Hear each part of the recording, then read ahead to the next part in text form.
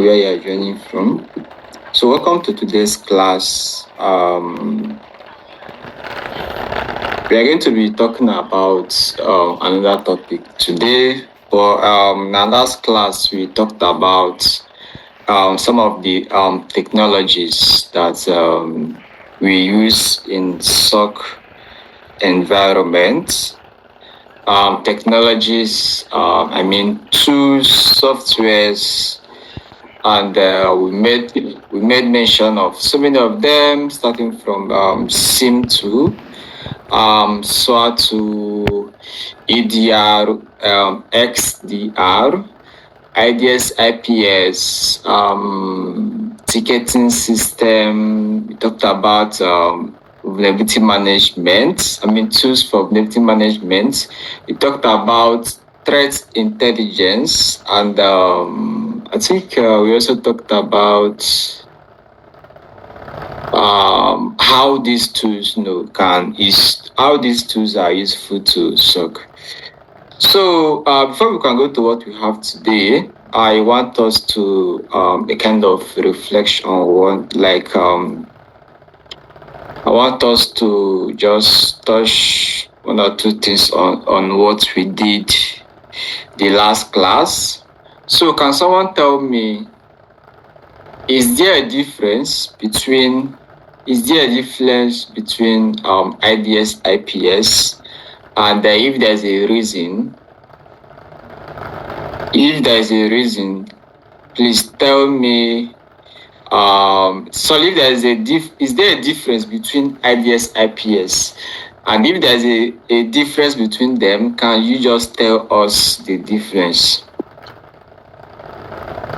There is a difference. Yes, IDS, IPS detects, IPS blocks.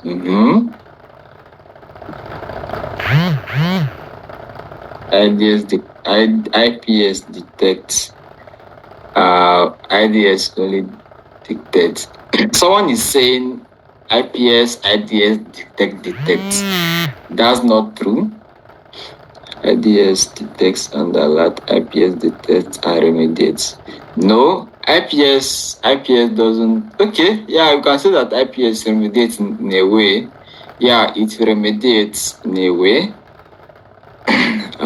IDS detects, IPS blocks. IDS detects and IPS block prevents. Yeah, good evening. Good evening. IDS detects, IPS detects and block. IDS monitors and alerts. IDS is for detection, IPS for prevention. IDS detects, IPS block. IPS detects and block. IPS prevent.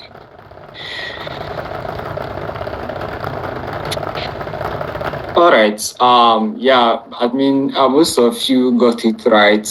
IDS detects and alert, while IPS detects and block and then alert. So yeah, this is just the basic. But remember what I said in the last class, that the two are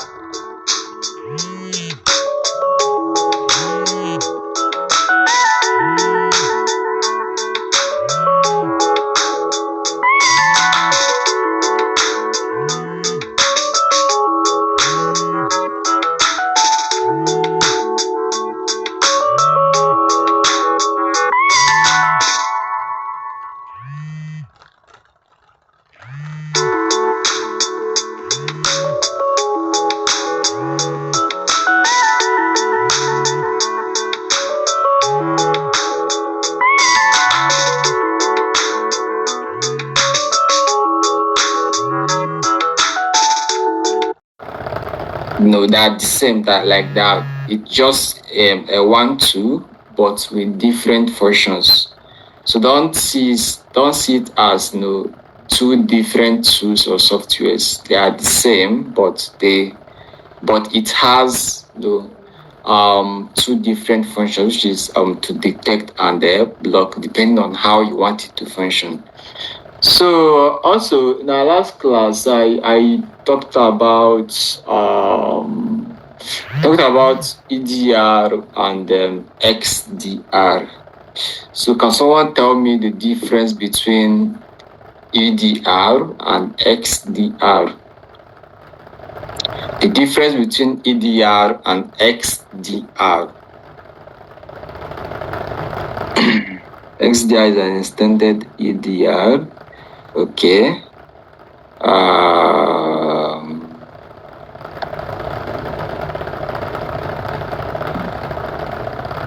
So what is he talking about? We are not talking about, we have left IDS IPS. We are not talking about the difference between EDR and XDR.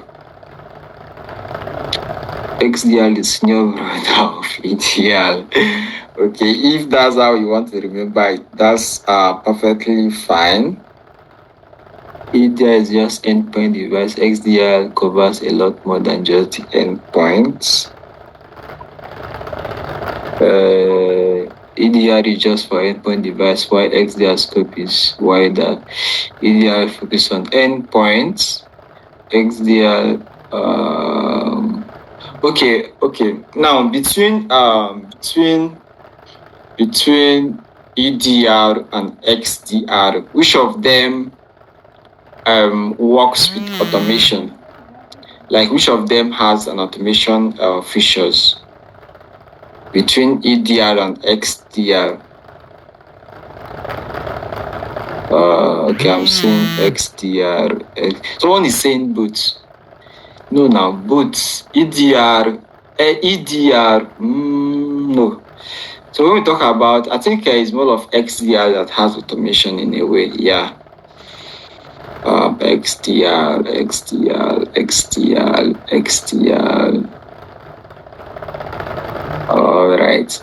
All right. Now, can you mention two? Can you mention just two EDR2? Two EDR2s. Example of EDR2. Just mention two. Someone is saying Splunk. Splunk is not EDR. Yeah, Wazoo can be EDR and it can be SIEM. Okay, so Microsoft Defender is not EDR. Microsoft Defender is more of XDR. Instead, when we talk about Microsoft, or you want to mention EDR version of Microsoft, I think what we have is Microsoft Defender for endpoints. Microsoft Defender for endpoint is the EDR version of Microsoft. But Microsoft 365 or Microsoft Defender, depending on how you want to call it, is the XDR of Microsoft. Now, okay, I'm seeing CrowdStrike, I'm seeing Sentinel-1. These are very good examples of EDR. Nice one. Yeah, Microsoft Defender for endpoints is an EDR. Trellis. Yeah, Trellis is there. Yeah. So that's it for last class. I just want to refresh your mind on what we did the last class, because whatever we are doing is like a step towards the other. They are not exclusively demarcated, or they are not different. No, they for you to understand the next one, you need to understand the current one or the previous one. So today we'll be going into what is called incident response, and I believe that this is not the first time you're hearing about it. I've touched a little bit of it in our previous classes when I talked about in fact, when I talked about the different teams in in SOC, I talked about the incident response team. And when I talked about some of the functions of XDR, I think I mentioned containment. So now, someone is saying audio issue. Please, if you can hear what I'm saying, give me a thumbs up. If you can hear what I'm saying, give me a thumbs up. All right. So I don't know if you're the one that typed audio issue. That might be your network. Can just log out, and join again to solve your network issue. Someone is saying audio issue. I don't know. But people, I can see the reaction that my audio is perfectly fine.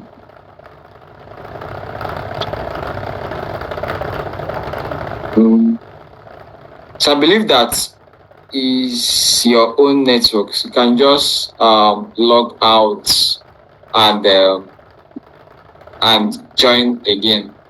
So as I was saying that when we talked about or when we discussed about some of the tools in SOC, for example, XDR, I made mention of what is called containment.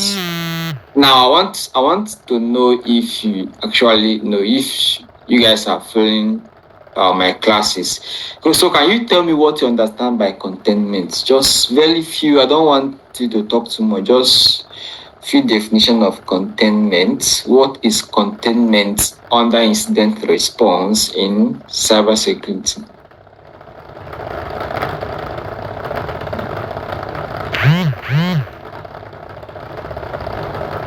Someone is saying management of an incident, taking charge of issue. Okay, so don't worry, but that's okay. So, I just I mentioned why I talked about containment is that containment is under incident response. You get, and some of the tools we treated the last class. Some of them are used for incident response. So today we're talking about incident response, which the topic for today is incident response 1. Then the next class we're talking about incident response 2. And that our last class is going to be a bit practical. Yeah. So don't worry, I'm not installing anything for next class. You are not installing anything. For our next class, you don't need to install anything. We'll be making use of some tools, online tools to do that. But just know it's going to be practical. Try to be in the class next class. Come on time, pay attention. So that when I'm doing those practicals, you see what I'm doing. You can follow up with what I'm doing. But the next class is going to be incident response 2, while today is 1. So now, when you hear about incident response, what do you understand by incident response? We are going to see that now. So, it says, what is incident response? It says, a structured approach to handling cybersecurity threats. Now, you remember that when I talked about, I think in our first class, when I talked about the structures or the teams that we have under SOC, I said that cybersecurity or even SOC is one of the well-structured and arranged team in tech. You get, we don't just do things because we want to do it or because we feel like doing it. There's a structured way. There's a perfect way. That's why we have what is called SOP. If you can remember, when I was explaining the difference between SOP and playbook, I explained what SOP is. This also remind me that, or this just make me to also explain that. Please pay attention in our classes, because the more we go, the more you get to see some of the terms I've explained in the class, and of course, I will just need to just mention it and move on without explaining it. And why I might not explain it is because I believe that the last time we talked about it, you understood what it is. You get? So now you can see that I'm trying to use SOP to explain some aspect of incident response. Now, I believe that by now you already know what SOP is. You see? And we will see more of these things when we start our practical classes, so that some of the things we discussed in our theoretical classes are some of the things I will be mentioning in the practical class. I will not be speaking in a layman's understanding or layman's words. I will just be using some technical words that I believe we have touched during our classes.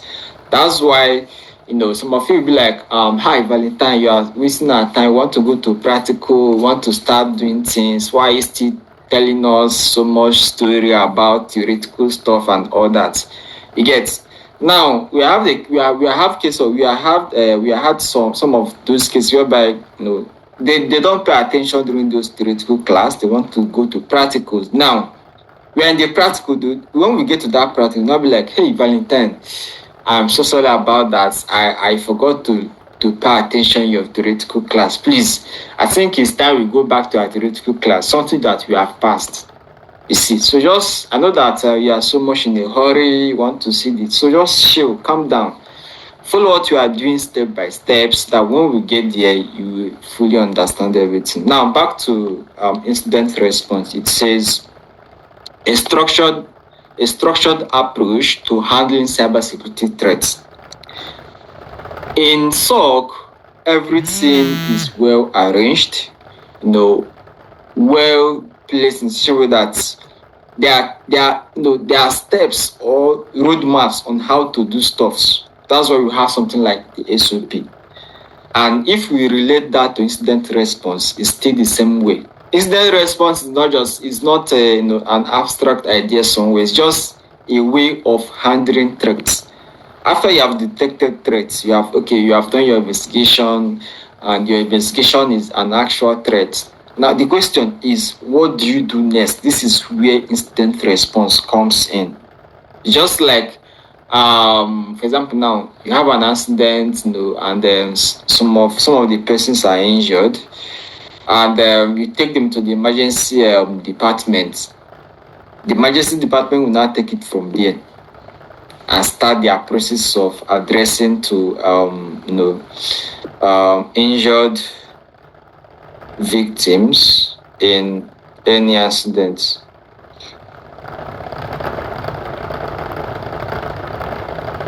Wow. So I think I forgot that I've not shared my screen. Wonderful. Wait, let me see. I forgot that I've not shared my screen. Sorry about that. My mind is just in what I want to teach. Sorry about that.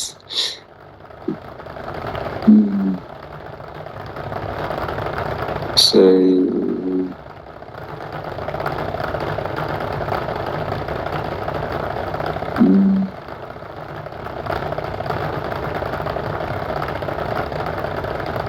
all right. So, of course, I said that I've said this before, that what we have today is incident response 1. Now, in the next, we have a case here. Okay, says, what is incident response? It's a structured approach to handling cybersecurity threats.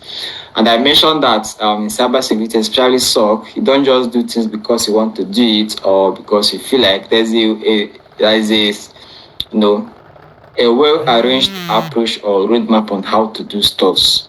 And this is what incident response is. For example, you detect an event or an activity, and after your analysis and investigation, you arrive to the fact that it is a threat. Now, that stage where you now ask yourself, what is next? That point is what is called incident response. They want to now figure out how to respond to that threat. So this is what we will be doing. Now, this one says helps identify, contain, and manage incidents. Now, this particular line is very important because it means that for example, in cybersecurity, we have different kind of threats. We have ransomware, we have botnets, we have so many types of threats. The way you handle a particular threat is not the way you handle the other threats. Each threat has a method of handling them, just like the way they have a method of penetrating or exploiting their victims. So incident response will help you identify the perfect way to respond to that threat. Will now help you to figure out how to contain and manage that incident. Then the next one says it ensures quick and organized response. of course, that what is called incident response plan. Incident response plan is like a solution to something, or a solution to a threat. When a threat is detected, and you now ask the question, what next? The incident response plan is going to get you a solution on how to respond to that threat. Yet, and now that particular plan, makes it easier and quicker, in the sense that even before you detect that threat, you already have that plan somewhere. Yeah, instead of when you detect that threat, you now go back and start figuring out how to respond to that threat. Before that threat, you already have a plan, so that once you detect that threat, you will switch on that incident response plan to be able to respond to that threat. Then we'll get to that part where we need to talk about where we talk about incident response plans. Now, the next one says why incident response matters, why it matters. First one says minimize damage. Like I said the last class or previous classes, that each organizations normally can be exploited. Like there's no organization or company that is 100% safe. But the difference between a company that has a cybersecurity team and a company that doesn't have a cybersecurity team is that the extent of damage, or the stages, the extent of damage between a company with cybersecurity team and the other, they are not the same. Yet, for the company with a cybersecurity team, the threat might get to a point where your security tool will alert your analyst and they will go on and maybe block it. And when they block it, it will only end at that stage. But imagine where you don't have a cybersecurity team. It means that there is nobody to stop them or block it. You just keep on going, keep on going, keep on going. You can imagine a compound where there is no gates, no fence, no gates. Now, there is a robbery in that particular compound. There is nothing to even stop that robbery because there is no gate, there is no fence. It's just the way it is. Now, incident response help us to minimize that damage. The point where you block that threat, the next is for you to use your incident response and respond to that threat on time. The next one says it reduces downtime. For example, there's this thread that is called distribution of service, DOS. Maybe I've heard about that. Basically, what this type of thread does is that it will go to a service that customers use, and bombard that particular service. Let's say it's a server, they will just bombard that server with a lot of traffic that will restrict legit user from using that particular service or server, thereby creating a downtime. But imagine where you have cybersecurity team with an incident response plan. You get, when they have such case, I'm coming, sorry.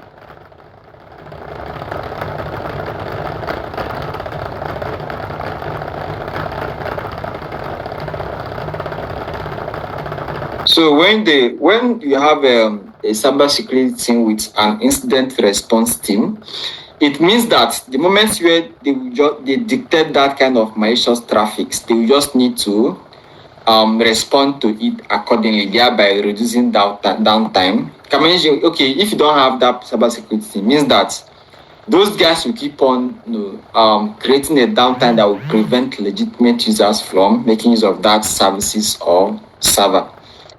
The next one says it prevents repeat incidents. Just like what I said, we have what is called incident response plan. And one of the advantage of having that plan is that when you have that plan, you detect a particular threat. You are not just detecting it because you just want to react to it. After you react to it, you have to go back, get the lesson you have learned from that particular incident, and strengthen your defense. We'll get to that point. So the next one says it protects business reputation. Of course, I mentioned this in our last class. If you hear that a particular bank have been hacked in the past, you will not have that trust to go on and save your money in that bank. So that moment where you are having a doubt about that particular bank, it means that their business reputation is down or bad. But incident response will help protect that reputation by making sure that that particular incident does not escalate to the extent where the public is going to hear about it. Now, the next thing we are going to talk about is the incident response cycle. So you have a cycle. Each stage each stage of incident has a particular cycle, or the way it moves from the first stage to the last stage is well organized. You have to follow that cycle or that roadmap. So the first one is preparation, detection and analysis, containment, eradication, and lesson learned. You will get to for example, if you go to an interview, let's say it's a SOC, and they are probably going to ask you that you should mention 5 incident response cycle. When you hear something like that, please just know that this is what they're asking you about. Don't worry, we are going to explain about it, or we're going to talk about it one after the other. The next or the first one is preparation, detection, and analysis. So preparation says build response plans. Like I said, every organization used to have incident response plan for different incidents. Like they just have it and keep it in case they detect something like that. So preparation, part of the preparation in the cycle means that the organization already have a plan at hand. So it's part of you are already prepared even before you detect the threats. So you're already prepared beforehand. Now, this one says assign roles and responsibility. Now, after you have detected that threat, you have looked at it, you see the kind of threat it is. The next thing is for you to now build a team that is going to respond to that. You understand? For example, now, I've been in an organization where some of our servers were hacked. And because the server were hacked, we detected it on time, but we are now analyzing the whole situation, how it happened, the servers affected, and the end user affected, and all that. It took us for like a week. And when I talk about, I think it's more than a week, like up to 2 weeks. And when I talk about 2 weeks, I'm talking about weekends, midnights, and all that. Now, I know that somebody will be like, we already have incident responders. Now, what do we need to why do we need other team or to assign roles or responsibility and all that? The truth is that, yeah, we have incident responders, but you still need other people to join and help. So back to the case where we are hacked. Now, when we are solving that issue, we decided to, as those analysis and verification we are going on, we decided to tighten up our defense. And by tightening up defense, I meant that we did not abandon our primary duties as detectors or monitoring our environment. As the investigation were going on, some part of our team, we are still monitoring our normal company, just the normal day of our job and all that. But some of us were still picked to join the incident response team to face that particular incident.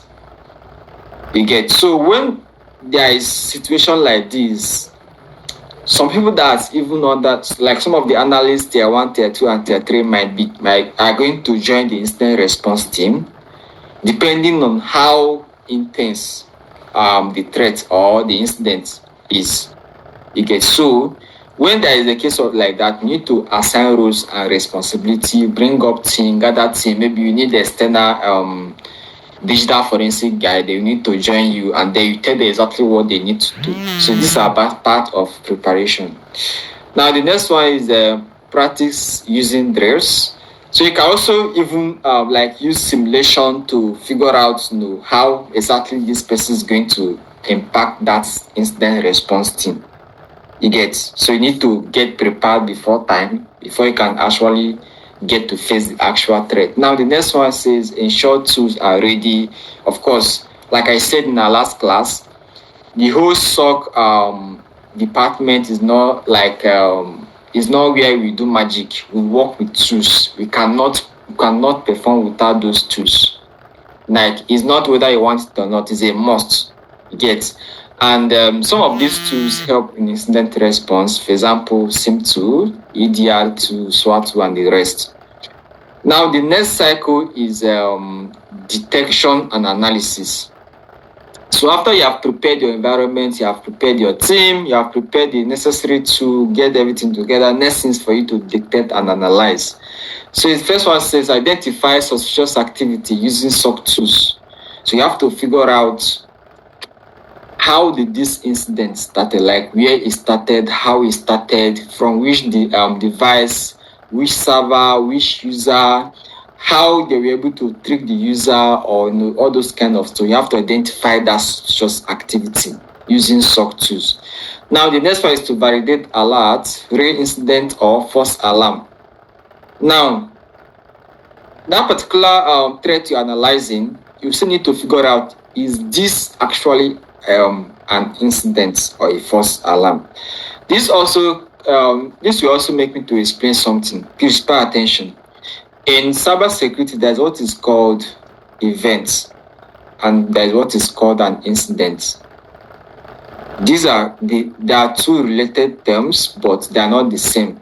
But at the same time, one depends on the other.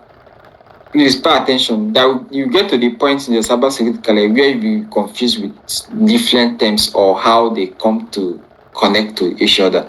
Now, event is a case where you detected an activity, but there is no analysis, or you are still doing your investigation and analysis. At that point, it is still an event. Event happened. It's still an event. Now, after you have carried out your investigation on that event, and you have decided, okay, this is a malicious activity, at that point, it will now turn to an incident. Please, I want you to pay attention and understand these two terms. The first step is an event. You detected an event. For example, when you detect an alert, at that point where you detected is an event. But after your investigation, your analysis, and you decide, okay, this is a threat, this is malicious, it has turned to an incident. You get. So now that one, okay, it says it validates alerts. So that point you detected, okay, you have detected that particular event, and you carry out investigation. You need to actually, okay, let's even say that before they have decided, okay, this particular case is a threat. You need to now, with the help of your assigned team, you need to now reevaluate that particular threat and make sure that, okay, it's a real incident. The next one says collect supporting evidence. So when we talk about incident response, you need evidence, you need what is called what we can also call IOC, indicator of compromise. We are coming to that part. So you need those evidence to support your claim that this particular event is an incident. An example of supporting evidence is logs. For example, logs that talked about time when the person logged in, the device version the person logged in from, the location and all that. Then we talk about alerts, endpoint data. When we mean endpoint data, we're talking about, for example, the browser the person used. Is it Chrome? Is it Microsoft Edge? And even what version of the Chrome was used. So these are supporting evidence. Now the next one is containment. Now, I think I mentioned this containment earlier. It's just like a situation whereby how will I use to explain it now? Okay, like there is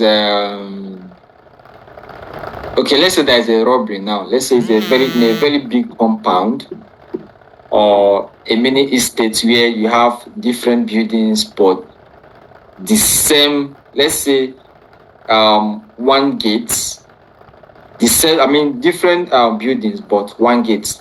Now you hear that there is a robbery on one of the buildings.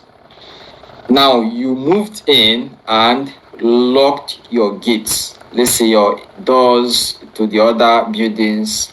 And the reason why you lock those doors is because you don't want those thieves to get access to that building. You have prevented them to having access. And when you get into that particular building, this is where you now start calling the police or security personnel to come and help out. Yet, so this means that moment where you lock your door, it means that you are buying time so that you can call for help. And that help you are talking about is calling the police or security personnel. This is just the simple and the nearest explanation of what a containment is in cybersecurity under incident response. You get, so it says a short term stops spread quickly. So this is where you detect a threat, and you want to prevent that particular threat from spreading to other part of the company. Let's say from spreading to other devices, other servers. What to do is to contain it so that it doesn't spread out.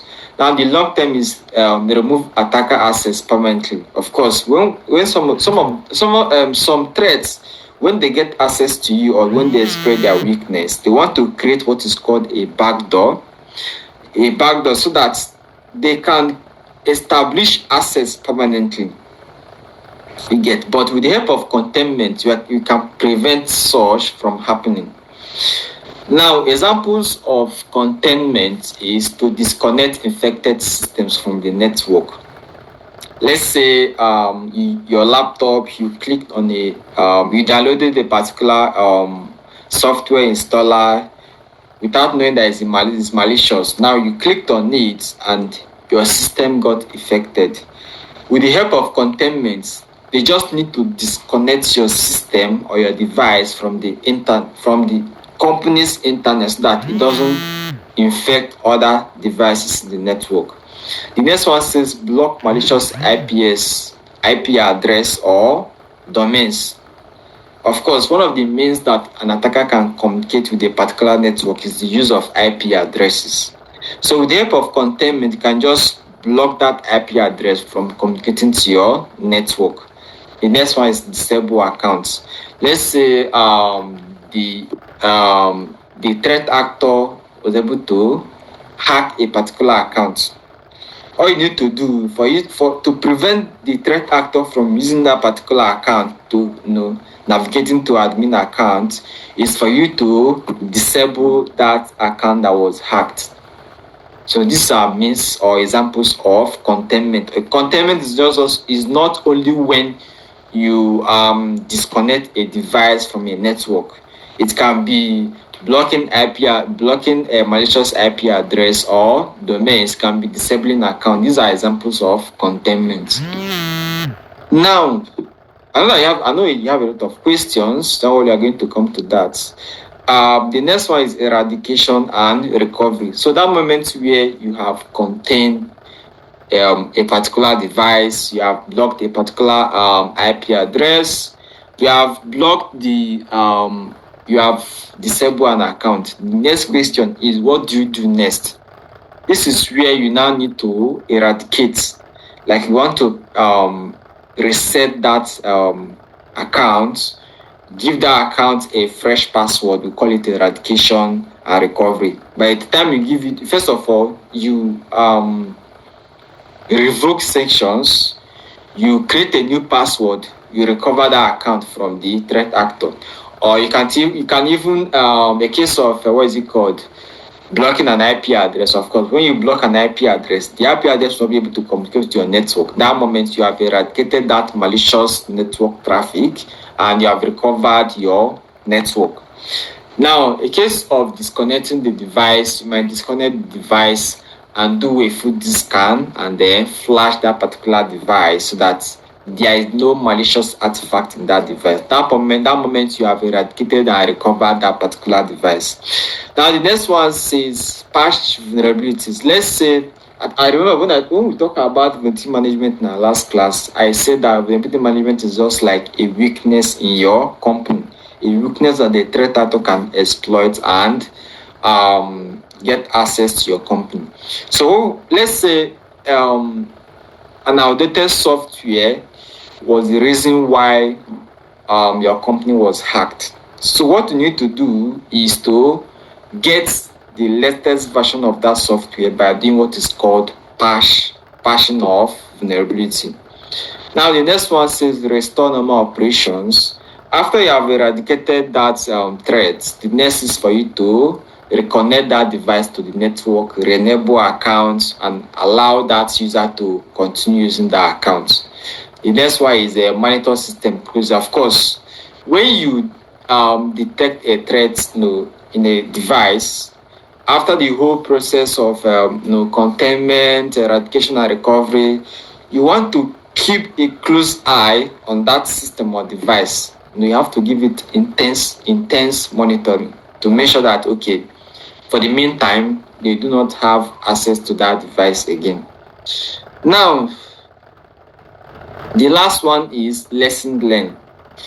The whole process of doing this is not because you like incident response or because you like being contained and all that. No, one of the most important reason, one of the reasons that you want to study how this threat actor got access to your company, and you want to make sure that that particular access is no longer there.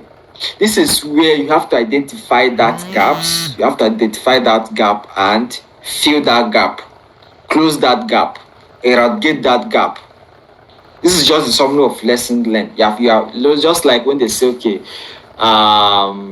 experience is the best teacher. Then last you now have that bad experience and all that. From that particular bad experience, it means that you have learned your lesson and you don't want to repeat that.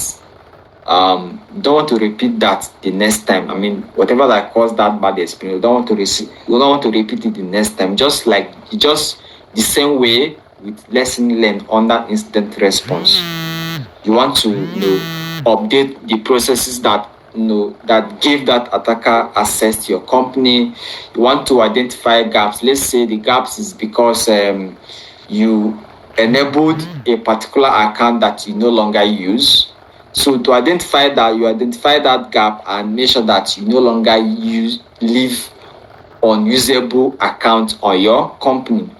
Or you can even just review what happened, identify what caused it, and make sure that that cause is no longer there. This is just the summary of lesson learned under incident response. Now, I know that you have a lot of questions before I continue. So let's see your questions. Please, moderator, give us access to the comments section or the chat. If you have any question of what we have discussed so far, please, you can drop it on the chat. Are we to download SIM2? We'll get to that point. We are going to do that in the class. Please drop your questions. If there's something you don't understand so far, please ask.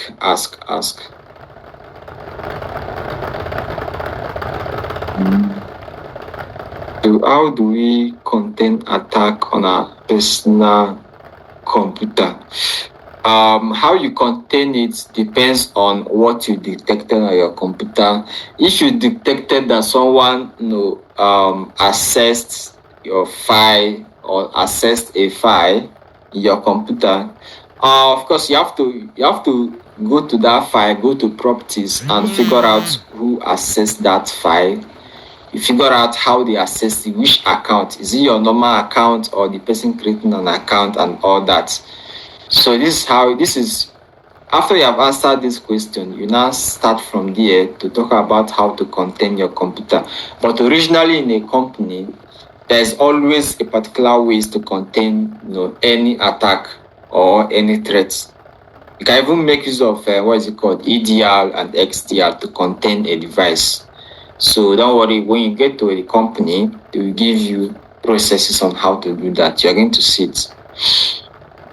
I came late today. Yeah, good evening. I think, this class is, we are recording this class, so you can just, after the class, you have access to it and look at it or listen to what you have said so far when you are not there. Please explain the events and alert again. I mean the difference. I think you're talking about event and incident. So I said that when you are analyzing alerts and you detect alerts, before you start your analysis on an alert, we can call it an event. Yeah, we can call it an event. Now, after your analysis and investigation, you decide that it's a malicious activity. Now, this is where it now turns to an incident. That's the difference. I want to understand the endpoint data. Endpoint data is data that will tell you who accessed the system, who accessed the laptop, at what time the person accessed it, how the person did it. Is it through graphical user interface or is it a command line? That is going to tell you what some of the things that the person accessed on the system when he got access. Did he open a particular file? Did he delete a file? Did he create a file? These are endpoint data. So I believe you understand what is endpoint data now. Are regular employees taught how to disconnect their device if they click anything malicious? No, you don't do that. Your job as a regular employee is to report to the cybersecurity team that you clicked on something malicious. Once you report that, they will take it up from there. It is their job. It is their job to do that. It's not your job. Unless you want to go and be doing somebody's job. Maybe you have a good heart, like helping people, you like too much work. But as a normal user or just report that you clicked on this malicious link or whatever, then they will take it off from there. Is lesson learned a written document? Yeah, of course, it's going to be a written document. You have to write down what you learned. So yeah, it's a written document. I thought reporting is part of life cycle. So reporting is other lesson learned.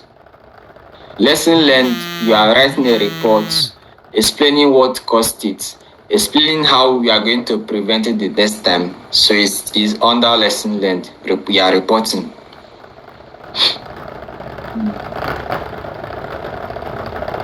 Can you please correlate segmentation and isolation in incident response? They are not the same. Segmentation is basically under network security or even under networking. You are segmenting your company so that you have accounting department separately, you have sales department separately, you have marketing department. This is what is called segmentation. It has nothing to do under incident response, though it can help in incident response. For example, let's say devices used by accounting department was hacked. So with the help of incident response, you can just restrict traffic communication from that department. Yeah, it can relate, but segmentation is just marketing your company so that this department has a particular device names. This one have particular device names. That's just it. I don't understand containment. Containment is when you prevent a particular incident from spreading to other part of the company.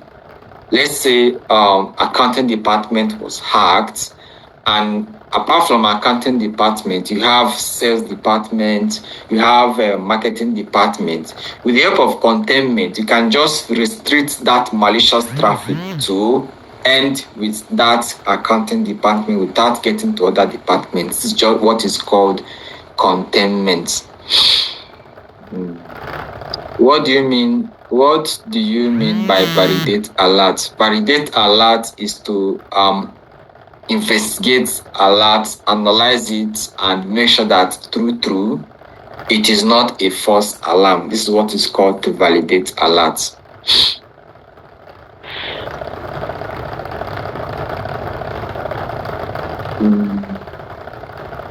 Okay, someone says, please, you guys should stop spamming the chat. And this is true because if you keep on posting something again and again and again, that will make the comment section too long for me to get to the other persons who are asking some of the important questions that I have not answered. You get. So if you are doing that, you are not doing any good to other persons who wants to ask me a different question. So let's try to help each other. If you are posting it, and it's something that I've answered, you know. And one thing is that there are some persons that they don't want to. Let's say someone asked the same question they asked, so they will not want to pay attention when I'm explaining that same question someone asked that looks like their own. Instead, they want after I've answered that particular question, they want me to still come and answer their own, whereas I'm just answering the same question. So it doesn't make, if you ask a question and see that, okay, someone else asked it and I'm explaining it, just pay attention at that time so that when I finish explaining, I will make sure, okay, I'm not going to answer that question because I need that time to get to other person who are asking different questions. So please, let's help each other and save time.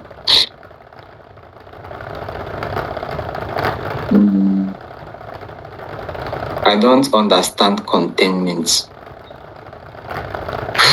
I don't understand containment. Okay, let me use another analogy to explain containment. So when you hear that, let's say in your street, you hear that, okay, there are thieves, like there are robbers who are robbing the whole street. So what do you do when you hear such news? What do? You quickly rush home, get inside your compound, lock the gates and lock the door. And the reason why you are doing that is because you don't want those robbers to have access to your own compound and your own house. And as you have locked those doors, the advantage of it is that it's buying you time to make call and call the police to come and help you. This is just what containment is in cybersecurity. You are containing that particular situation so that it doesn't spread to other part of the company. This is what containment is. So I don't know if it is just like helping you to buy time. It's like helping you to prevent a particular problem from spreading to other part of the company. This is what containment is. So I believe that I explained it properly.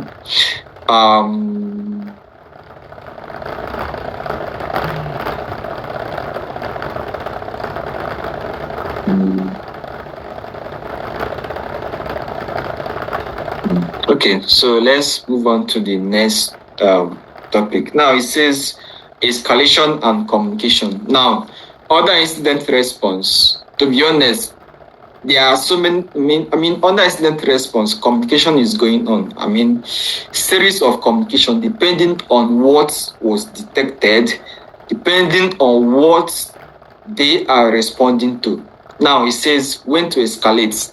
Incident is high risk, system shows ongoing compromise, and impact affects business operation. Now, when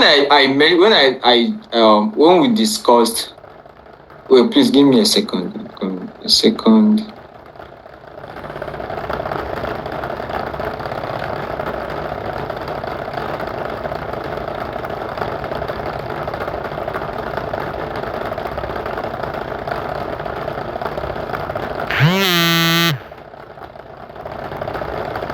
So when we discussed different teams under SOC, I mentioned that we have what is called escalation. escalation is when you want to transfer a particular case to another team, but still inside the SOC structure. Now, escalation can go beyond just extending a case. Understand? Now, under incident response, escalation, we also do escalation in the sense that, for example, now, let's say the threat is something that is high risk, and we need to, we don't have enough team to handle that situation. Maybe it's a case where we now need digital forensics, and we don't have digital forensic teams. We need external digital forensics. This is when we now contact a particular digital forensic team and then transfer that case to them to continue where we stop. Or let's say, for example, now there are so many threat actors that are very, very sophisticated. For example, let's talk about ransomware. Ransomware, they are so good that you can't figure them out most times. So this is where you now feel like, okay, our cybersecurity team cannot handle such thing. For example, now let's use USA for example. Now, the USA, they have FBI. They have FBI.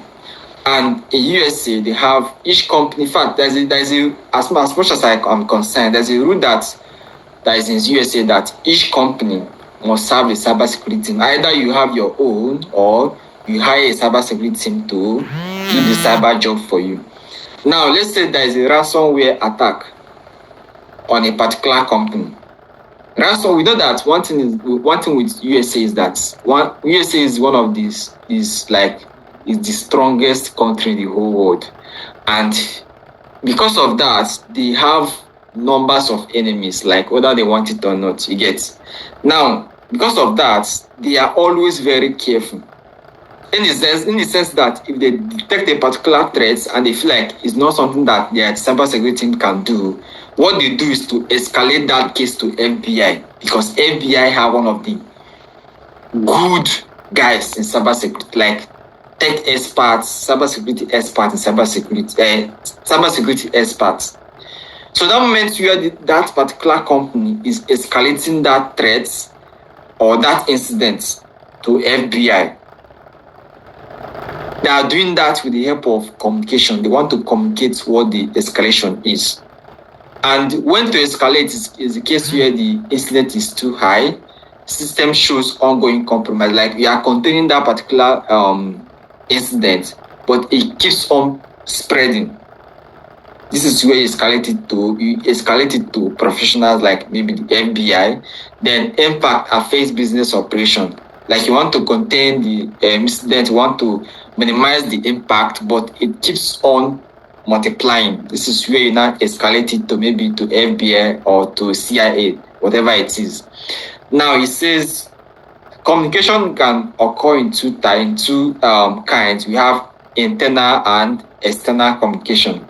The internal communication is the SOC team, IT team, leadership. Whatever incident that is going on, the SOC team will always brief the leadership team or the stakeholders, whether you want it. That's why I told you that as cybersecurity expert or even SOC analyst, you have to be so good with report writing.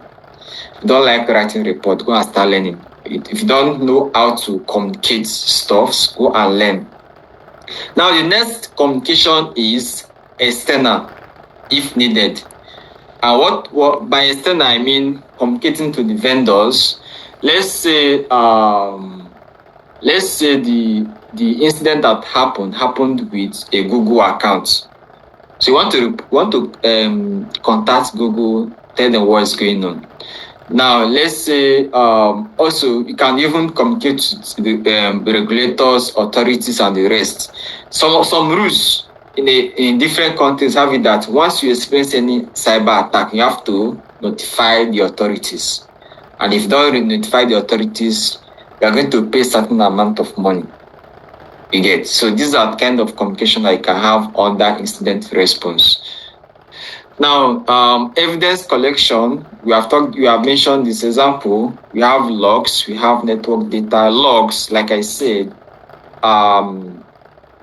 what happened, like when the person got access to the system, what did that person do? For example, creating of folders, creating of files, deleting files, modifying files, giving access to a particular files, removing access to a particular. These are examples of what you are going to see under logs. Now, network data, we're talking about IP address, domains, links, and the rest. The next one is malware samples. Let's say how that incident started is that a particular user clicked on an email attachment. So that moment where you now download that email attachment for further analysis, this is where it now turned to a malware sample. The next one is user activity history. You can use different SIM queries to figure out what this user have been doing for the past 3 months, 6 months. Can you just use query and do that? The Splunk query is going, let's for example, Splunk query, the query is going to get you this person logins for the last 3 months, 6 months, time the person is logging in, the location, and all the, even when the person logged out, the IP address and the rest. This is an example of what you are going to see under user activity history. Practical example of incident response. Remember what I said, that each incident or each threat has its own method of incident response. Now, under phishing email, I believe that I know what is phishing email. Phishing email is when a threat actor tricks you, they send you a malicious email with a malicious link, and you click on it, and from there they hack your account. So it's an example of a phishing email. So the first step is, okay, you detect a suspicious email. When you detect that email, you verify indicators. I mean indicator of compromise or IOCs. An example of this, the sender's email, sender's IP address, the links in that email, attachments. In our next class, I'll be showing you how to analyze links. That's why I said that our next class is going to be a bit practical. Make sure that you are there. The next one, okay, after you have verified the indicators and you figured out, okay, that is malicious, the next you're going to do is to contain that email. An example of the containment I can do with email is to block the sender or remove the email. If you block the sender can no longer send email to that company or to another user in that company. Now, the next one says eradicate user or reset credentials. Remember, the threat actor sent a malicious email with a link where the threat actor clicked and they asked him to put in username and password, and he did that. And of course, after that, they're going to hack his account. So after the whole containment, you're able to get that account back. You need to reset the credentials, you change the username and password so that the threat actor can no longer have access to that account. So this is an example of incident response when we detect a phishing email. Now the next one is a malware detection. Now malware detection is a case where, okay, malware is the shortcut for malicious software. So in a case where you detect a malware, let's say a user downloaded an installer.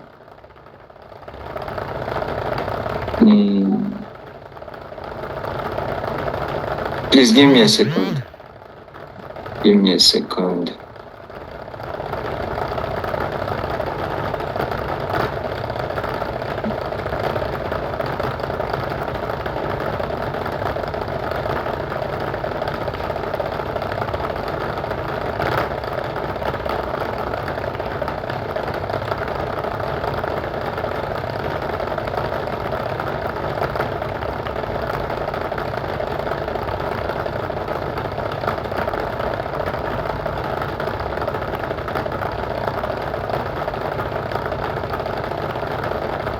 Please give me a second.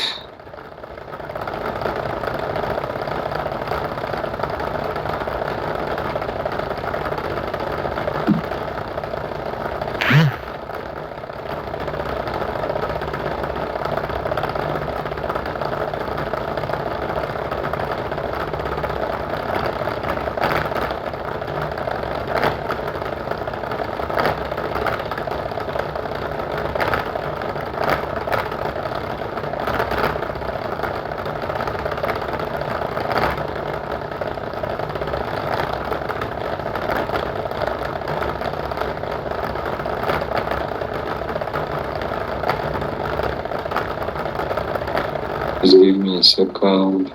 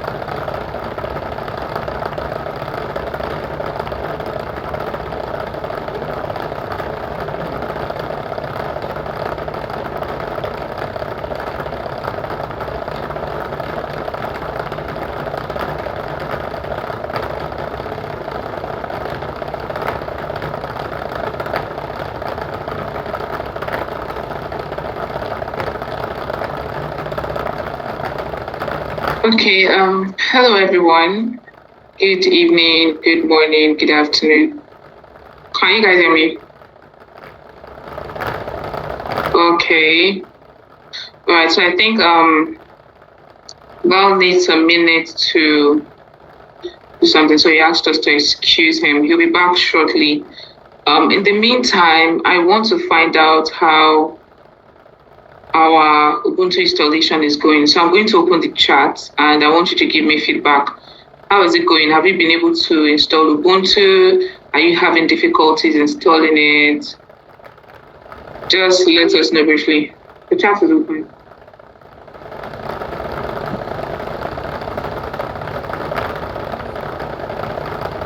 Okay, if you are saying you have not and you are experiencing some difficulties or facing some challenges, let us know. Okay, I can see some of us are done installing. Okay. Hi. I missed you guys too. Okay, hi. Those of you that are not done installing, what's the problem? What's going on? Okay, great. Installation was smooth for you. Well done, Matthew. Well done, Victoria. You can't change your username. Who said that? That was Gloria. Okay, Gloria, you can't change your username for Ubuntu. The username is Marlin Spike. So that's like the fixed username. You can't change it. Olarewaju, if there are a lot of issues and you can't type it here, you can go to the community and type it. We'll attend to you. Hi, Akachukwu. Oh, hi, Val. Are you back? Yeah, I am. Thank you. Okay. Let me close the chat quickly.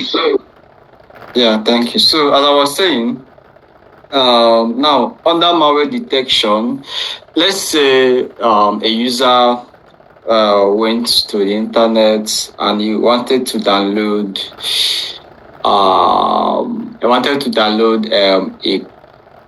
let's say Microsoft Edge. Okay, now he went online thinking that okay, that particular site is where he can download the legitimate Microsoft Edge, and he click on the downloader. And he started downloading. After that, he clicked on install. Now the installation completed, but it installed the malicious version of Edge. So that point, you need to, under malware detection, we will detect that particular malicious installer. Now we're going to start an incident response process on that malicious software. Now, the first step is to confirm the detection. Confirming detection means that you need to confirm that, okay, this is the malicious version of Microsoft Edge downloaded and installed by the user. The next thing, of course, a malicious installer will not just install and corrupt the system.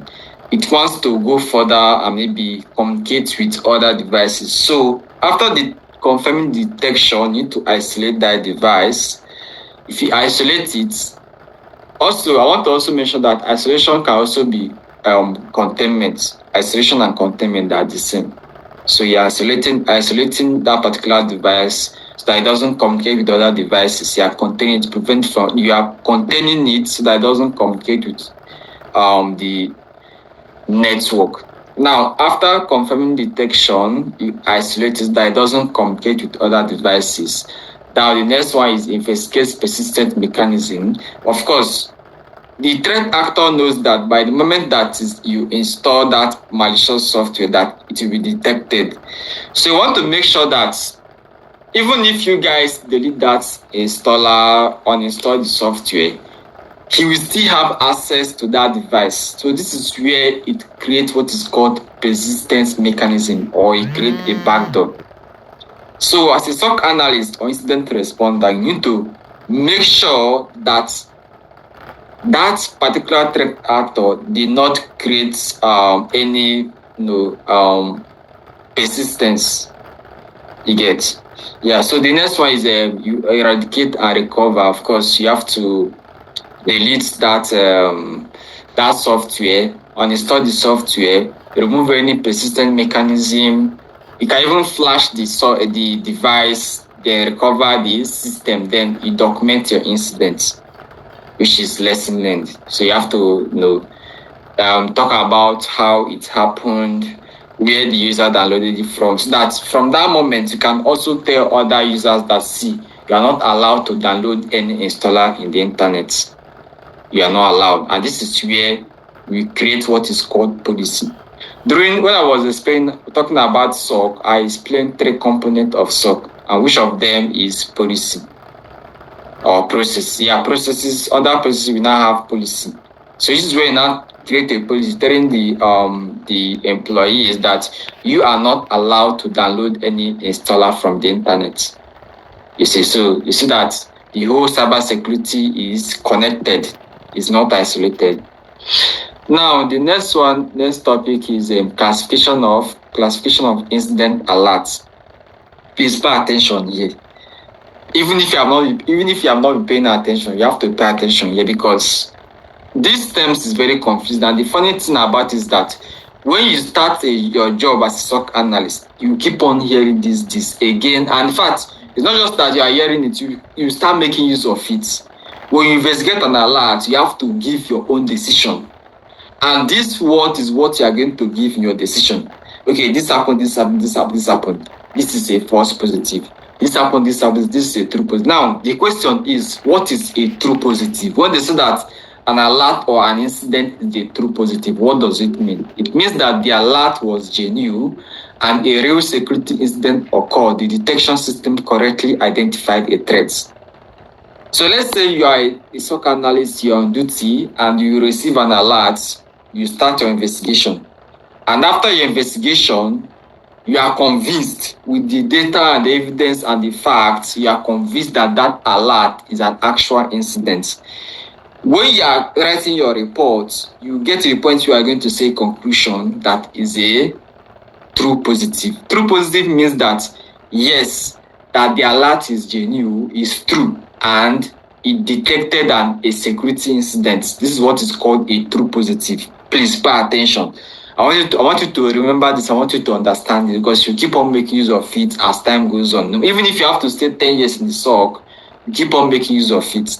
Now, the next one says false positive, FP.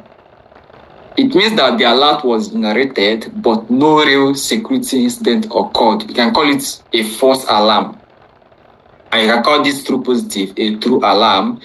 Then bracket says a burning event was flagged as malicious. This is a common issue in SOCs and require analysts to investigate and close. So false positive is a case of false alarm.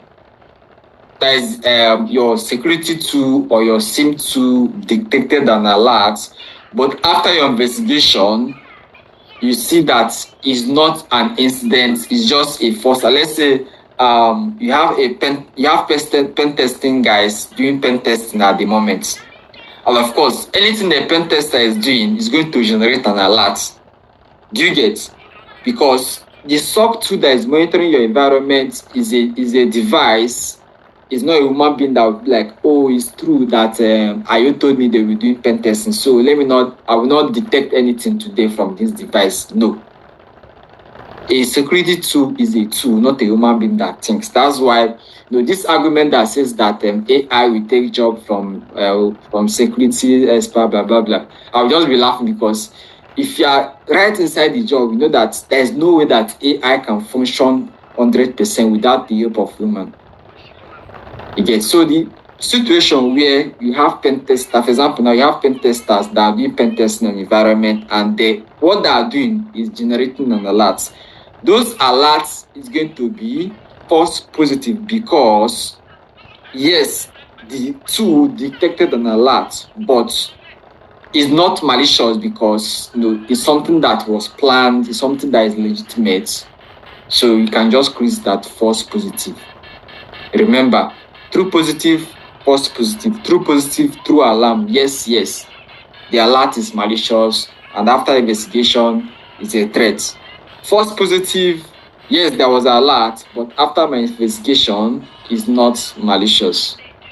Now, the next one is true negative. No alert was generated and no security incident occurred. This is just like the basic type of thing, like nothing happened, so we don't need to worry about any malicious incident. We are cool, we are good. Now, the next one is false negative. No security alert was generated, but a security incident occurred. This is where we have our security engineers. They modify the detecting tool, they maintain the detecting tool, they tweak the detecting tool to fit what we want to detect in the company.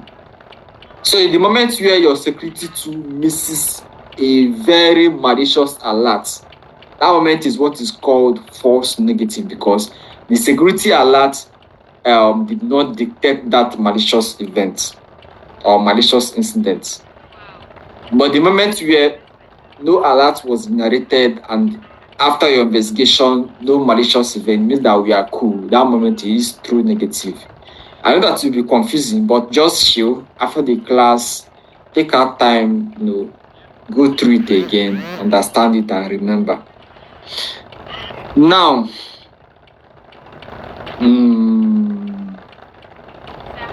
we have types of alerts. Very important. We have what is called types of alerts. The first one is what is called out of the box.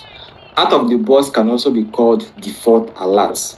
So default alert are the pre-configured detection rules that come inbuilt with your tools, be it SIM2, be it EDR, and they are designed by the vendor's research team to catch common and broad spectrum threats.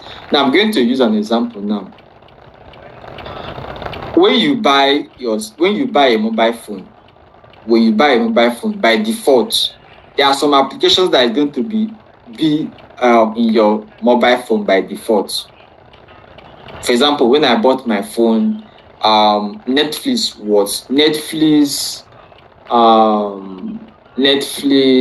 I think I had Netflix, TikTok downloaded on my phone by default. Like I was not, like I didn't download it. I just bought the phone, I opened it, I logged in, and I saw Netflix and TikTok. Then after that, now that meant where those apps, you saw those apps, you didn't download it and all that. In cybersecurity, they are called out of the box alerts or app, like that there by default. We are not the one that downloaded it. They are just there. The vendor or the manufacturer, is the one that downloaded those applications. This is the way it is in SOC. When you get a monitoring tool, when you create an account the first time, once you log in, you're going to see default alerts. These alerts are created by the manufacturer, not by you. So they are default or out of the box. So it says who creates them. Like I said, the software vendor, the manufacturer, the one that created it. Focus, global threats, known malware, signature, standard meta attack techniques. So their focus is going to be general detection. Like they know that, okay, that currently ransomware is something that is general, that is common in the whole world, like ransomware groups. So they're going to create an alert that will detect ransomware. Now, let's say they created that alert and that's it. Like they are not going to create anyone again. Any alert you are creating any moment from that point is done by your security engineers. So that follow come alert is what is called default alert or out of the box. So advantage of this alert is instant value, requires zero configuration. For someone that is not too technical or you don't have a security engineer, you can just be working with what you have. So these are the advantages. Now, the disadvantage is that high noise level, false positive, like the thing will be creating false positive alerts. You remember when I mentioned, I described false positive, true negative, and all that. Now you can see that I've started making use of them. You get so a disadvantage of default alerts or making use of default alerts is that they will keep on generating false alarm or false positive. That's the disadvantage. Now the next type of alert is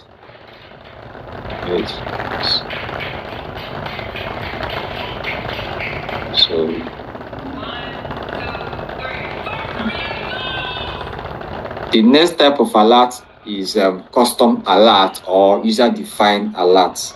So custom alerts, sometimes called basic detection rules or correlation rules, are created by the organization's own SOC engineer or analyst. These are specifically designed to monitor your unique environment, crown jewels, and business logic.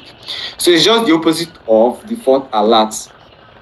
For example, now, that particular software that moment you buy a new mobile phone and you log in and you are seeing some application that you did not download yourself. Now, after seeing those applications, you notice that okay, you are the type that you like using Twitter or you like using WhatsApp, but WhatsApp is not there. So what you need to do is to go and download WhatsApp and Twitter. So that WhatsApp and Twitter in cybersecurity is what is called custom alerts. You are the one that downloaded them. They are not there by default. They are called custom alerts. So that way it is in cybersecurity. When you buy a security tools or monitoring tool, you saw the the default alert, but you feel like they are not okay to you. You want to dictate another type of incident, so you start creating your own alerts. So that alert you created or your security engineer created is what is called custom alerts or user-defined alerts. So who create them? Of course, your internal SOC or detection engineering team. The focus is going to be high value assets, internal policy violations to focus on what relates to your own company, not generally or what the whole cybersecurity community wants. It's going to be specific to you. For example, now when you go to your tailor to sew a new clothes, they're going to sew it to your size, not to another person's size. So it says high value assets, internal policy violations, and tuning out noise from default alerts. Advantage, highly accurate, because you want to create it to match your own keys. So it's going to be very accurate. Very low false positive rates, protect specific business risk. Disadvantage, requires manual effort to create, test, and maintain. So this is where you have your security engineers. Like, you have to be very technical to be able to do that. You have to be technical enough. Now, next one is alert severity. So when we talk about alert, we have different kind of alert severity. So now, what is alert severity? Alert severity is the primary metric used to prioritize an analyst workload. It represents the potential impact of a threat and the urgency with which it must be addressed. So I'm going to use an example now. Let's say you, as a SOC analyst, you come to work on Monday morning and you open your dashboard. You are seeing like 2 critical alerts, 10 high alerts and like 200 low alerts. If we are going to work with alert sovereignty, it means that we are going to focus on those two critical alerts first because they need your urgent attention. You have to prioritize them first as an analyst. You cannot see a critical alert and jump them and start working on low sovereignty alerts. It's not possible. In fact, if you get employed as a soccer analyst, your manager will always tell you, please always make sure that you pay attention to the highest alert sovereignty on the dashboard. So you have to focus on the one that needs your urgent attention, which is from critical, high, medium, low. You cannot leave critical alert and start working on medium alert, medium severity alert. It's not possible. Now, most SIM and EDR platform uses 4 or 5 CS system. Now, there are some monitoring tools that they have only 4 sovereignty method. For example, we're talking about critical, high, medium, low. There's some is making use of 5. You're talking about critical, high, medium, low, and info. It depends. But Microsoft platform make use of 5 sovereignty method, which is critical, high, medium, low, and info. Like I said, sovereignty is how to measure the alert that you should pay attention to first. Sovereignty is just a method to tell you this is the alert that you should start first. You should start working on first before the other. It's a way to show the alert you are going to give priority, the alert you are going to give attention first. This is not the case of first come first serve. There's this phrase that I used to say, first come first serve. No, it's not. It doesn't work that way when it comes to alerts. In alert, you have to focus on the one that demands urgent attention, that has the highest severity, which is critical, high, medium, low info. Now, it says SOC tools don't just pick a level at random. They usually calculate it using a formula similar to this. So I know that some people will be like, some will be like, okay, how do this monitoring tool know which alert to give, low, medium, high, critical, and the rest? So there's a way they calculate it. And they calculate it by saying threat confidence times asset criticality times attack stage. Threat confidence. Like, how deadly is this threat? Like, is this threat something that is very, very dangerous and the rest? Now, asset criticality is how important is this asset is. For example, now, a server where you are saving password is more important than a server where you are saving, let's say, documents. This is true. A server where you are saving passwords is more important than a server where you are saving documents. So if you apply this method in calculating the sovereignty, means that the stage where we have access criticality means that more importance should be placed on the asset or on the server where we store password than the one we store documents. Now, attack stage. The next one is attack stage. What is the stage of attack? Is the stage where the attacker is just gathering information, or it is a point where he created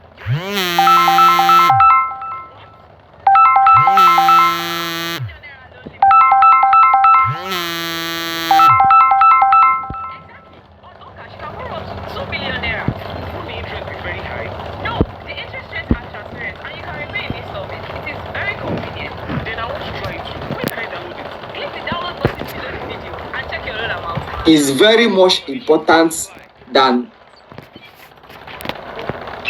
the attacker is just gathering information. So this is what is called attack stage. So these are the things that the SOC 2 is going to calculate and generate the severity according to what was calculated. Now, under confidence, we have how sure is the tool that this is malicious. Example, 100% signature match versus suspicious behavior. So confidence of the SOC 2 that, okay, this is malicious. You get. There's a case where an incident is sure that this is malicious. You don't need to check. Maybe because this particular IP address that was detected have been used by a threat actor. So at that moment, is sure that it's a malicious event. Now, there's a case where it's suspicious. It's a case of probability, like you are not sure, but you need to, this SOC 2 need to flag it so that the analyst will now go and do the investigation and decide later. It means that the situation where is sure that it's malicious will have more importance. It will be more important than the case where there's probability. So this is just explaining how the SOC 2 decides which severity to give each situation or each case. This is some of the things that the SOC 2 decide with, or what they look at before giving out severity. Now, the next one is criticality. Is the affected machine a CEO laptop or database or a guest Wi-Fi tablet? Priority should be given when an affected machine is the CEO's laptop than when the laptop is just a normal user's laptop. And it's very simple because whether you want it or this is not a case of placing you are not important. Whether you want it or not, the CEO is more important than you that is just an employee. It's just even if you get angry and you say you are not doing it again, no, don't do it again. But whether you want it or not, the CEO is more important than you that is just a normal employee. No matter how important you are to the company, that's just it. That's why the CEO's salary is more bigger than yours. So these are some of the things that the SOC 2 looks at before they give out severity. Now the next one is the attack stage. Is the attacker just recognizance like gathering information, or are the actions on objective stage? It's just like the way I said that is it the stage where the attacker is still gathering information, or the attacker have created an admin access. So the case where the admin created the case where the attacker created an admin access, we have higher importance than when he's just gathering information. Like when I mean gathering information, it's just knowing, okay, what type of laptop are you using, and what is the make? Is it Dell? Is it HP? So these are example of gathering information. Now, the next one is types of severity. Wait, let me see.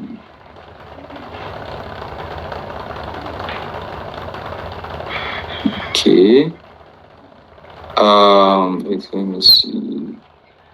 So I really want to just finish this. This is like the last topic we are doing. So when I just finish it, we can now ask questions that we can meet up with them.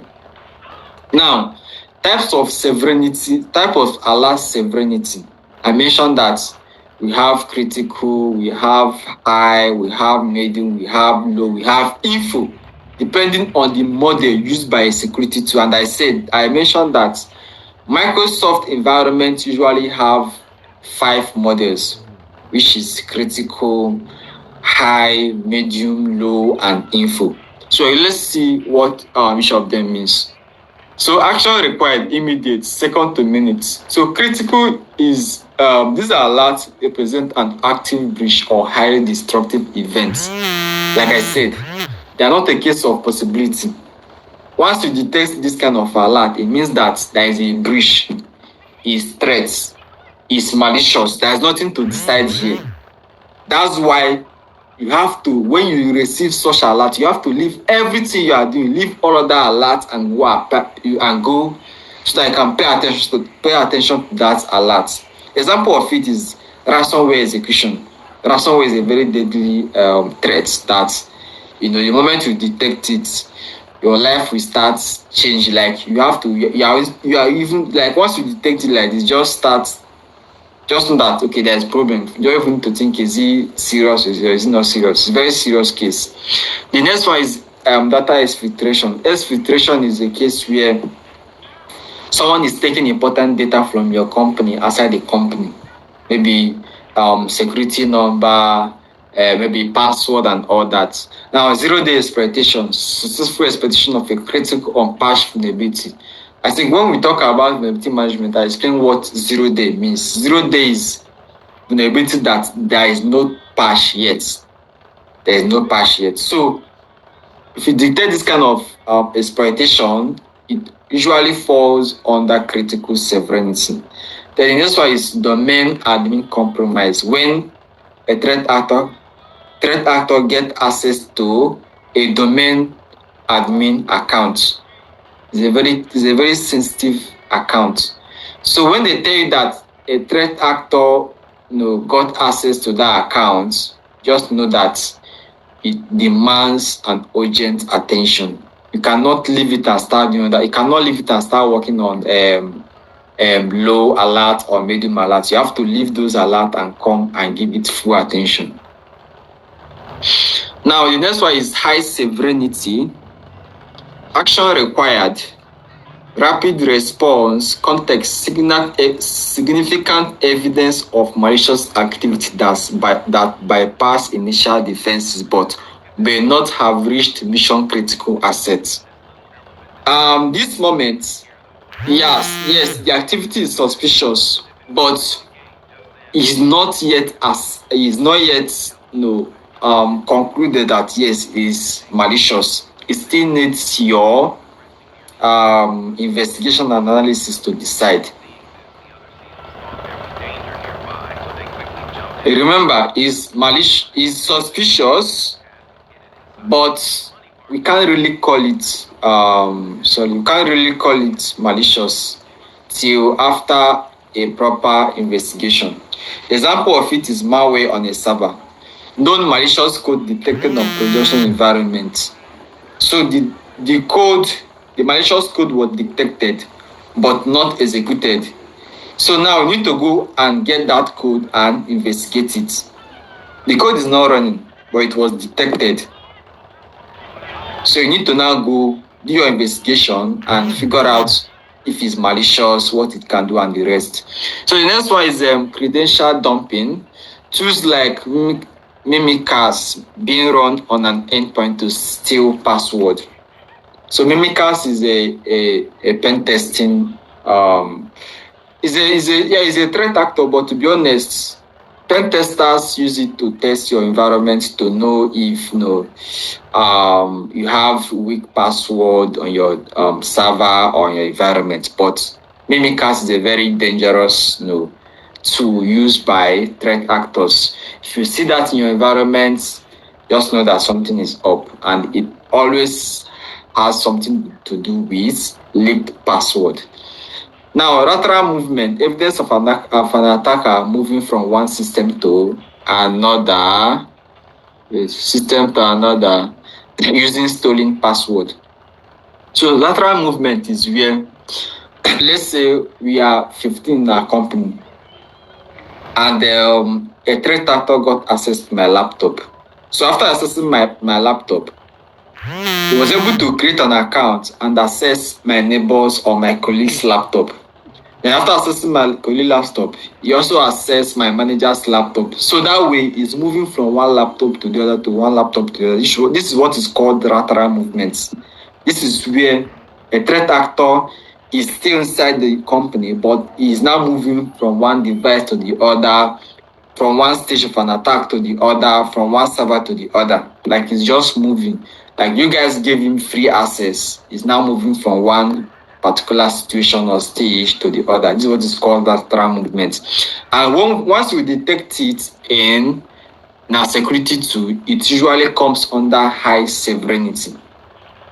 Now, The next one is persistent mechanism. I've explained this. New suspicious schedule task or registry keys created to survive a reboot. So now this is just I have to explain it. Like they create a stronghold that even if you do your analysis finish and do all those, they will still find a way to maintain access to that particular device.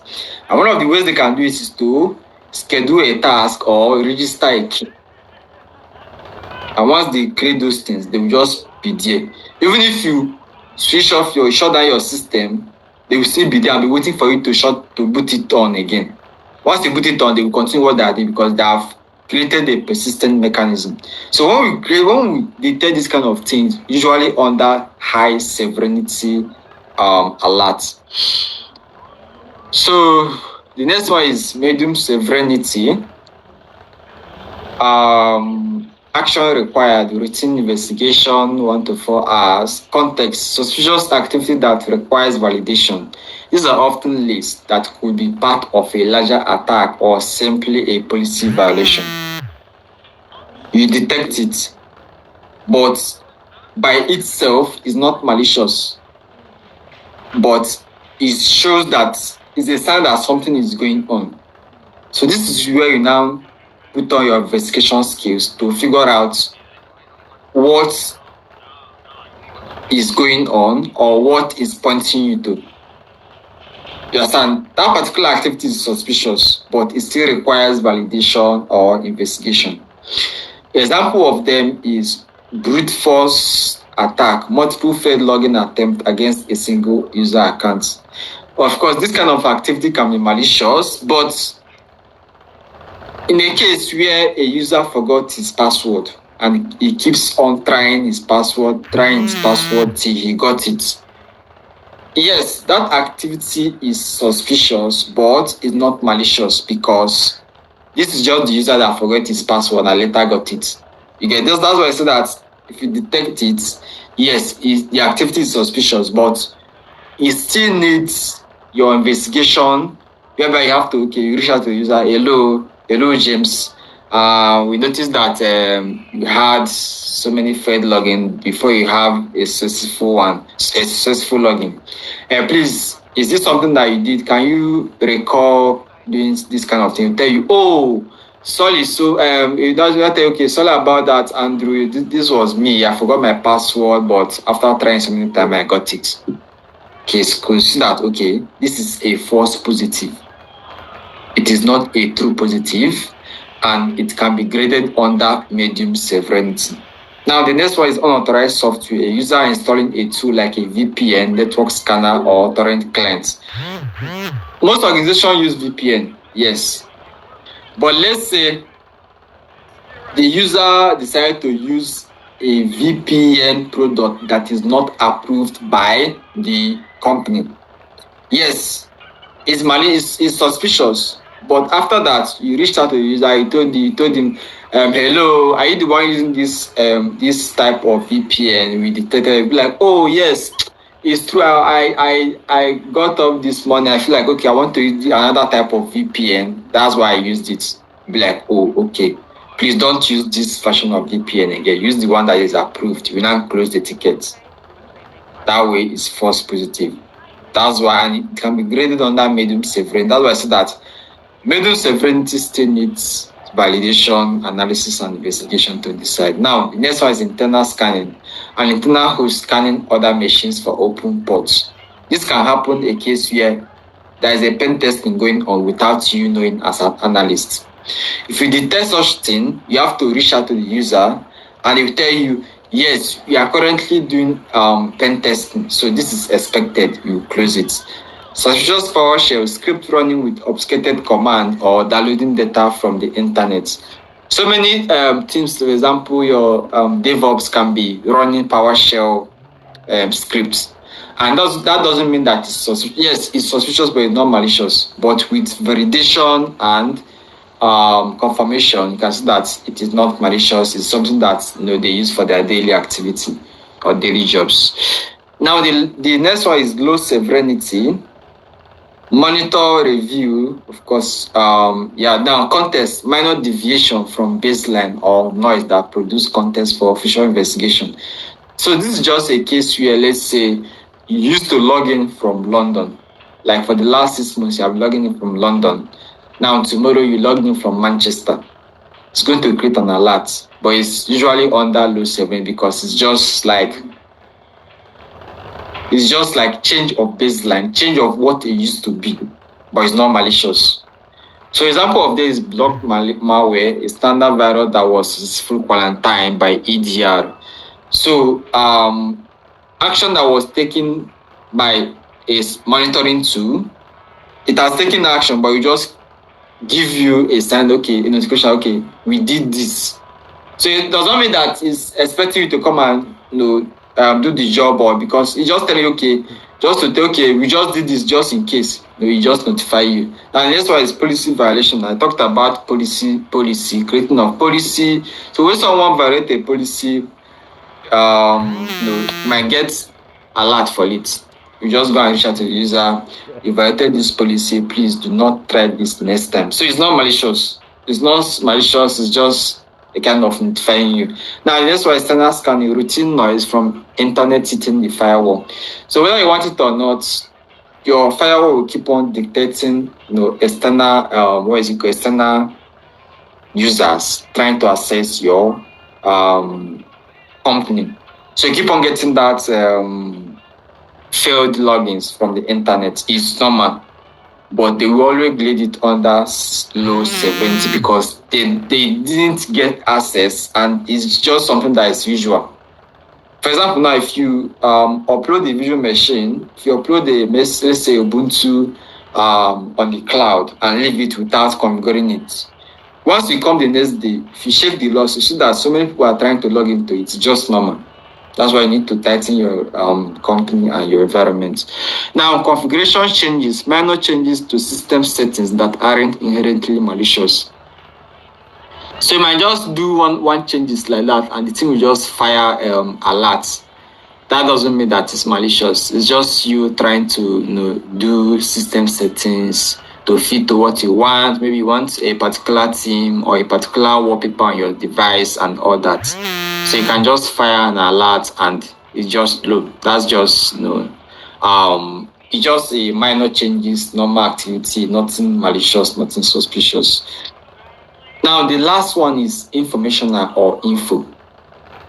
Generally none. So it says context log entries that are useful for hunting or forensic reconstruction but do not indicate a threat on its own. Successful VPN connection, of course.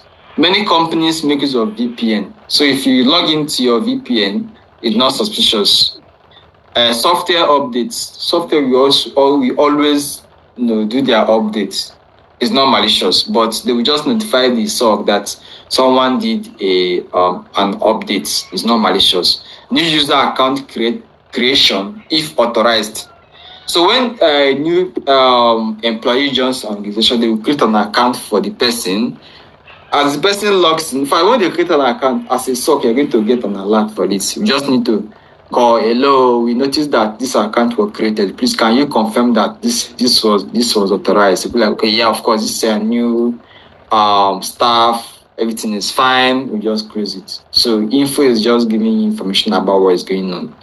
And most times it's just for positive stuff. It's not like something much happened. So that's it for the end of types of alert severity, and that's it for the end of this class. So I know that you have a lot of questions.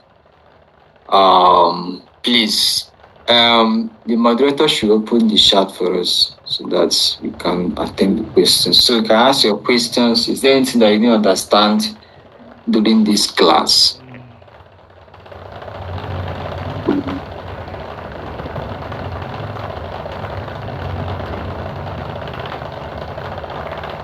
Sorry, you lost me at alert severity. Could you go right again real quick? So alert severity is a way of showing you alerts that demands your urgent attention.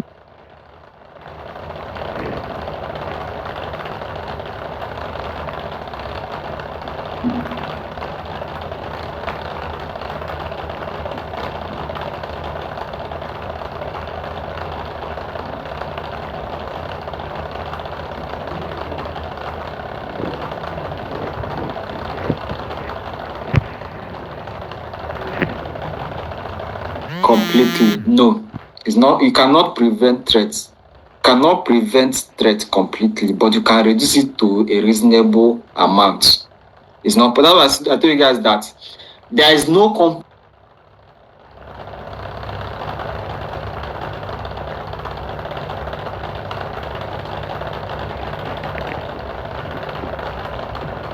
was built today. As far as that company exists, there is no company that have not detected threats in their environment. It's not possible. You can go and quote me anywhere, we answer. There is no company that have not detected threats. But with the help of or the assistance of cybersecurity team, they are going to reduce the extent of damage that threats will cause. Can alert also be called notification? We just like in the medical world, there are some terms they use. That's why you see that. I don't know. There's this joke that we used to tell ourselves that when a medical doctor writes something, when a medical doctor writes a recommendation of drugs or prescription, a normal person cannot understand what he wrote. Only a fellow doctor is going to understand what the person wrote. So this is how it is in cybersecurity. Yeah, of course, it's the same thing as notifications, but we don't call it notification, we call it alerts. So you can understand it, you can understand alert as notifications, but you cannot call them alerts because in cybersecurity we call it we don't call it notifications. So please, can a security engineer work remotely? He can work remotely depending on the company settings. How do we know or identify a ransomware attack? It depends. A ransomware attack is going to encrypt your password. It's going to encrypt a particular file or data and tell you to pay some amount of money before it can give you access to that data again. This is how to identify a ransomware attack. Thank you, Oduwatobi.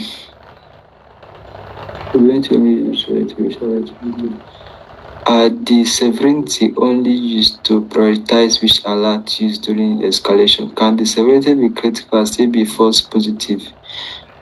Okay, let me answer the first question. The first question says, are the severity only used to prioritize which alert used during escalation? Yes, it helps you to know the one to pay attention to first. The second question says, can the severity be critical and still be a false positive? Yes.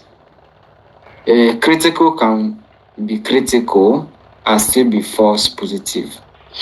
I like the idea that you guys have already started using false positive, even when we are still in this class. It means that you guys understood what I explained by false positive. Thank you so much for picking up so fast. Does it mean all the system in a particular company is connected to a security tool?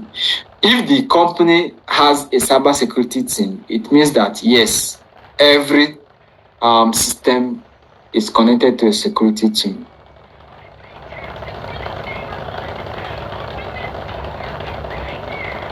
True negative is equal to nothing happened. Just understand that true negative is that nothing happened. There is no alert and there is no incident. Okay, thank you, Endurance. Endurance, I've already answered him. Thank you, Endurance, for that quick response. Your lesson was clear. Thank you, sir. You're welcome, Obakashi Abdullah.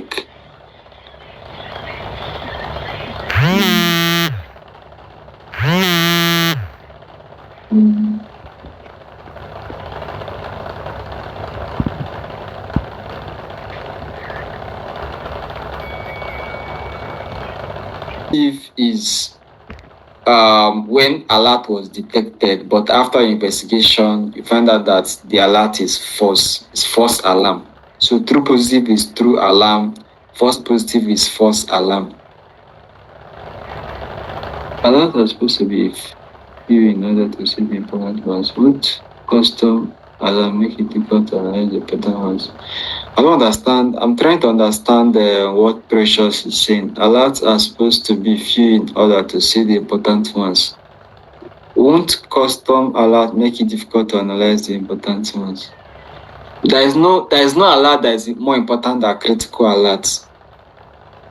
So you have to start with critical alert. I hope that's what you're asking. You don't understand what you're saying.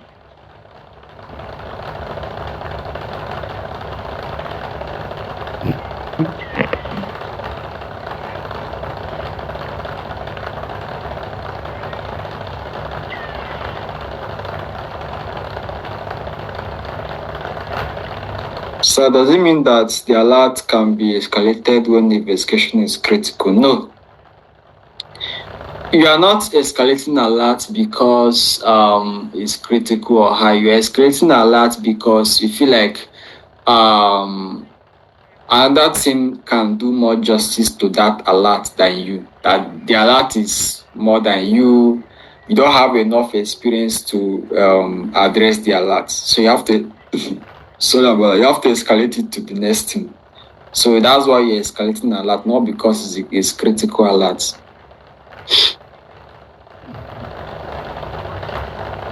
But is it possible to have a backup in place in order to avoid paying ransom for ransomware attack? This particular question is something that is a very disturbing topic in cybersecurity, which is are we supposed to pay ransom demanded by the ransomware group, or are we going to just leave them and make use of the data in our backups? No, it's a very is one of the topics that have created much debate in cybersecurity. Do you get? So I can't just really tell you exactly. Some people will tell you that it's better you pay the money than depending that you have a backup somewhere. Because what if the data they collected are people's identity and secret numbers? Which means if you refuse to pay the money and depend that you have a backup, they might just release it outside there, and the authorities will find the company. Now, some people will tell you um, that we have a backup, we don't need their money, we don't need to pay the money, and that's it. So this is one of the topics that have created a very serious debate in cybersecurity. So it depends. It depends on the angle you are seeing, and depends on what you believe in. And lastly, it depends on what a company believes in. So it's subjective.